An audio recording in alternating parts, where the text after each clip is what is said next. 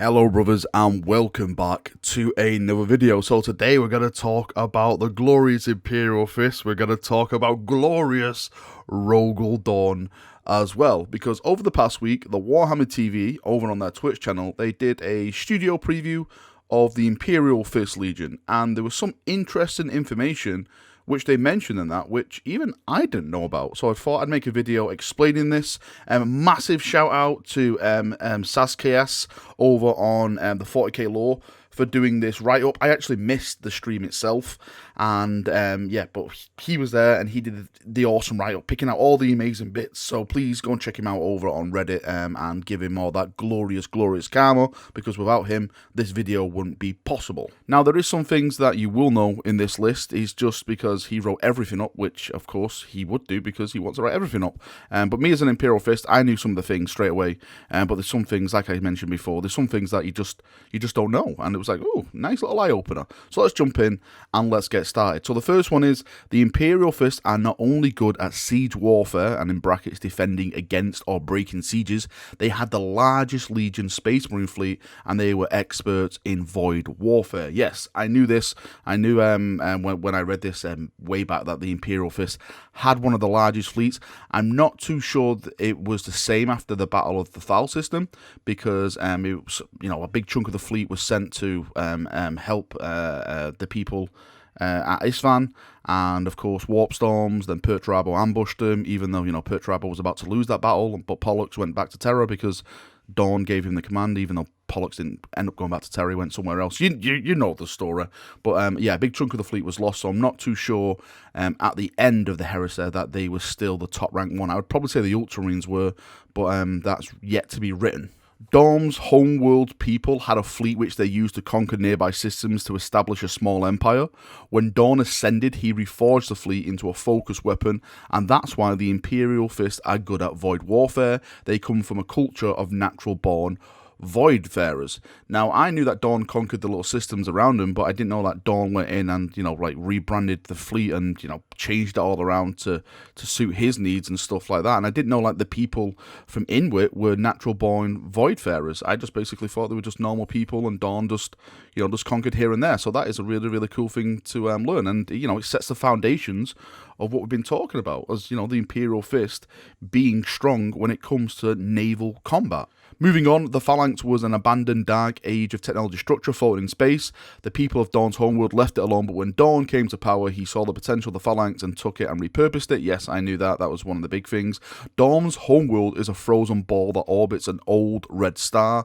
The light of the star barely reaches the world, so Dorn grew up in the cold darkness. Now, I know that Inwit was cold, but I didn't know it was orbiting a red star, so that's something new. One of the things to add to this, it says one side of the planet was dark, filled with rampaging beast. The other side is barely lit, dour place where techno-barbarian culture existed. Again, that is something kind of new. I know Inwit was like a scary place, but I thought it was a scary place because if you went outside, you basically froze to the bone. But talking about rampaging beasts and stuff like that, I think that's new. I can't remember ever reading that. And the whole techno-barbarian culture, that really just reminds me of Terra when the Emperor was conquering it and stuff like that. Is it that type of techno-barbarian stuff, where they have mad weapons and everything like that? So yeah, that's really, really interesting. The people of the planet didn't raise their leaders to wealth and luxury. Their leaders lived alongside their men in a warrior culture and shared hardship. So kind of like Viking-esque. Vikings, their leaders kind of had a nice little hall and stuff, didn't they? So everyone was just in the same kind of hut. What kind of culture can I compare it to? Maybe the Mongol Empire and stuff like that with Genghis Khan. I'm sure he just lived in a regular hut along with his warriors, maybe. I don't know, someone help me out here. I'm trying to think. The next one is perhaps due to the symmetry between the culture of Dorn's homeworld and the Imperial Fist, Dorn uniting with his legion was the fastest of all Primarchs. Again, that was new. Dorn only requested to see them fight in battle. Only requested to see them fight in battle once. After they fought their first battle together, Dorn gave them a single word of thanks. From this day forward, they became bonded. All of them saw that they are kindred spirits. That's really, really cool. So, instead of going in and working their way and, getting the connection, Dorn basically just said, fight. and he saw him fight, and it's like, yep, these are my boys. That's it. That's it. We're here to the end, me and you. I think that's really, really cool. As for the structure of the Imperial Fist Legion, it says the Imperial Fist Legion didn't drift away from the Legion structure since Dorn went into thinking of it as if it's not broken, don't fix it. Of course, that's Dorn down to the T. But in the time of the Imperial Fist, had to adapt based on their learnings. The Imperial Fist were one of the biggest supporters of the Terminator Armor project. Now, this really took me back because I'm sure I heard something about this, but I never ever got confirmation of it. It says they grabbed one of the largest quantities of Terminator armor for themselves. The Imperial Fist had experimental Terminator armors.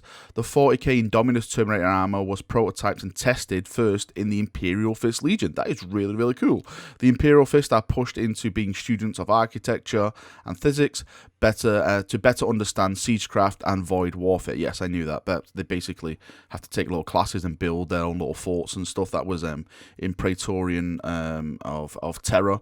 When Archimus was basically building a little castle and Dorn was like giving him advice and stuff like that. But the whole thing about the Terminator armor, that's really, really cool. So, you know, if you want to do like a full army of Imperial Fist Terminators, you kind of have the law saying, well, we are the Terminator Legion, so yeah. Let's do it. Let's deep strike in and purge everything around us. It goes on to say, because the Imperial Fist's stalwart devotion to the Emperor, they were trusted with leadership positions in the Imperium. Their status as the Emperor's Praetorians, the legion that fought alongside the Emperor the most, allowed Imperials to accept being under the command aegis of the Imperial Fist. So we fought with the Emperor the most. It actually goes on to say the Emperor rode around in the Phalanx for great portions of the Great Crusade. Now, I never knew that. I really never knew that. I know Dorn offered the Emperor the Phalanx as a gift of when he was found, Father, you have returned. Take this, my mighty fortress.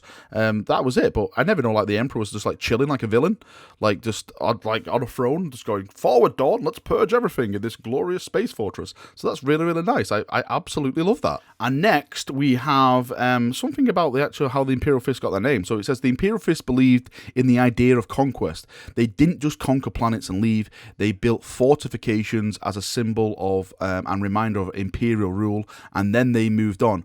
Also, these fortifications served as recruitment centers for the Imperial Fist, allowing them to get fresh recruits from hundreds of worlds.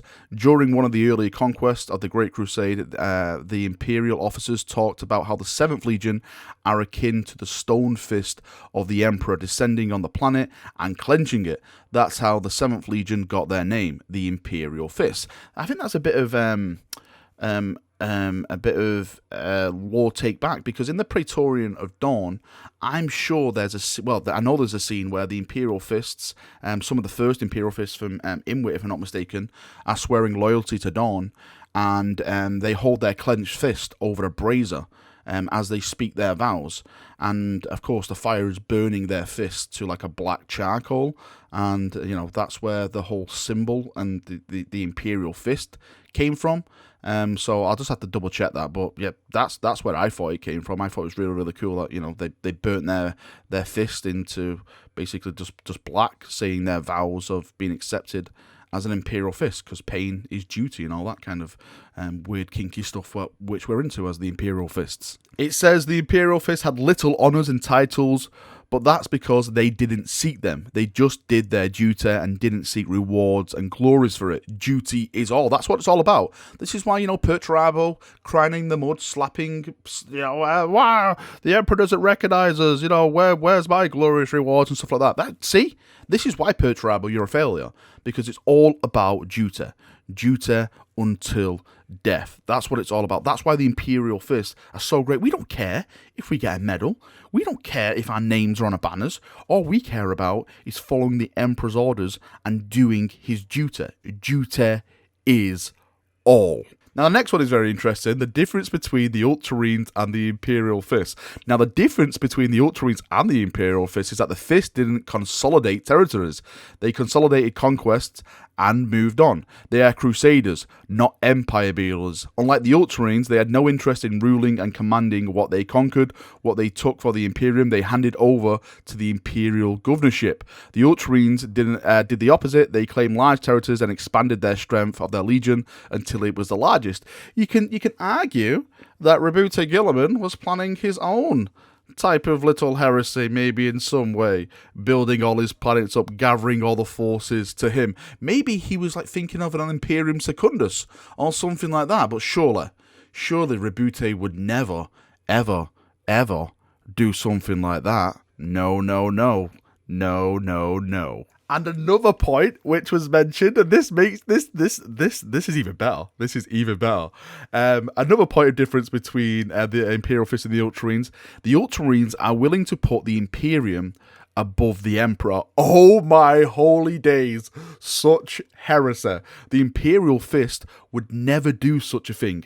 They would stick to the Emperor even in times of doubt. You wouldn't see them creating an Imperium Secundus. Oh my holy Emperor. There we go, ladies and gentlemen. Confirmation from GW themselves that the Imperial Fist are more loyal to the Emperor than the Ultramarines. There it is, right now. Oh, everyone go and show your friends. The Ultramarines are heretics. Now, the next thing is about Necromunda, which is really, really cool. Where one of the earliest, most notable conquests for the Imperial Fist was Arenaeus, which was later to be called Necromunda. Arenaeus was the capital world of a highly technological human empire.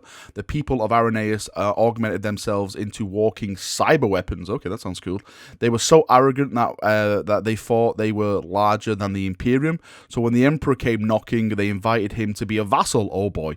So the Emperor sicked the Imperial Fist on them. The Fist, enraged at the slight against the Emperor, orchestrated a campaign of dismantling the Arenaeus Empire. They took over the warp gates that connected the small empire and fortified them, and proceeded to conquer the isolated worlds. Whenever reinforcements tried to warp in through the gates, they would fail to breach the Imperial Fist defenses, and they would be ground to dust by attrition. It didn't take long before an ancient and grand human empire of Arenaeus to submit to the Imperium. Things were going well, but then a Xenos fleet started emerging from the warp gates, so many that the Imperial Fist didn't stand a chance at stopping them. Oh my god, does it mention? No, it doesn't mention what it was, orcs or anything like that. During the war, all the worlds of Arenaeus Empire were destroyed, save for the planet Arenaeus itself.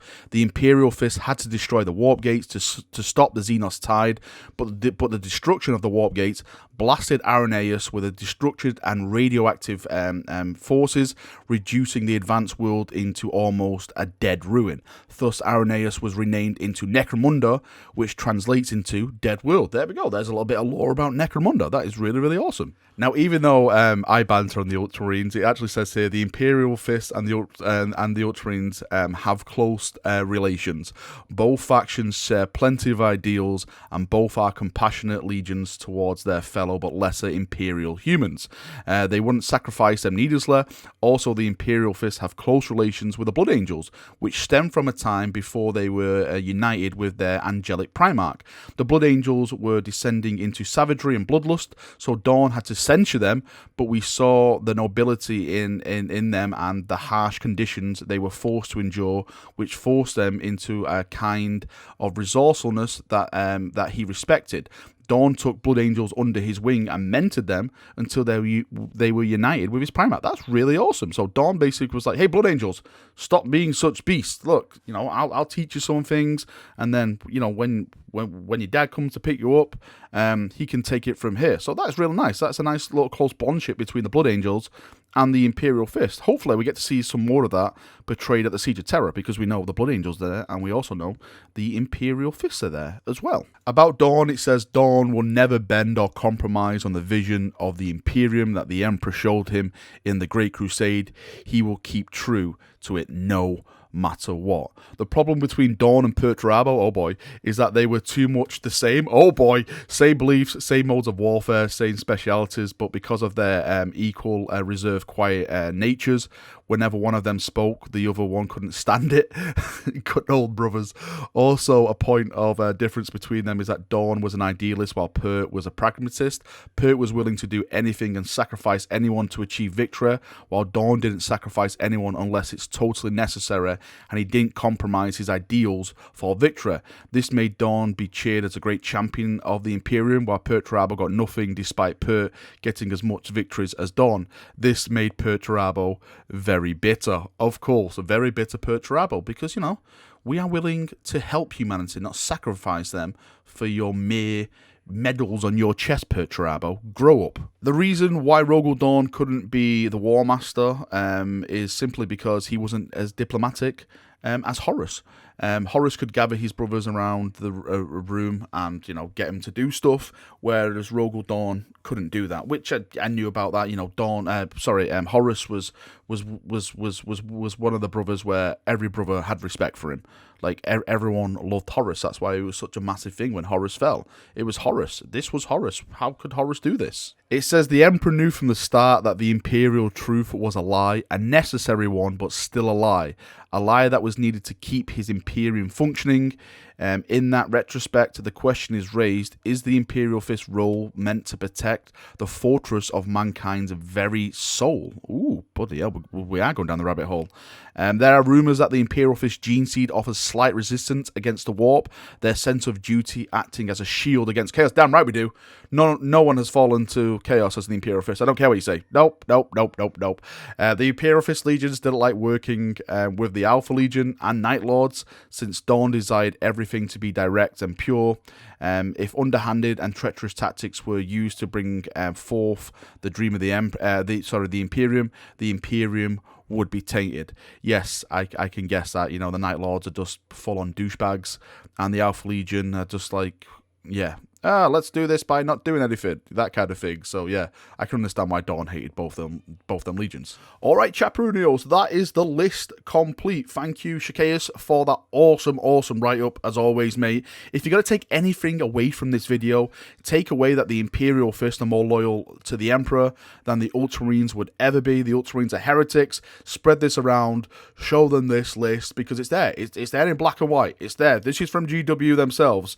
The Imperial Fist are more loyal to the Emperor than the Ultramarines. It's simple facts now. Simple, absolute facts. Share it with all your little Ultramarine friends who think they are the best and, you know, the greatest chapter that ever lived, let's say. Right, that is me done. Thank you for coming. Thank you for watching. Leave your thoughts, feedback, everything like that down in the comment section, and we'll have a nice little chat about it down there. See you now, and bye-bye.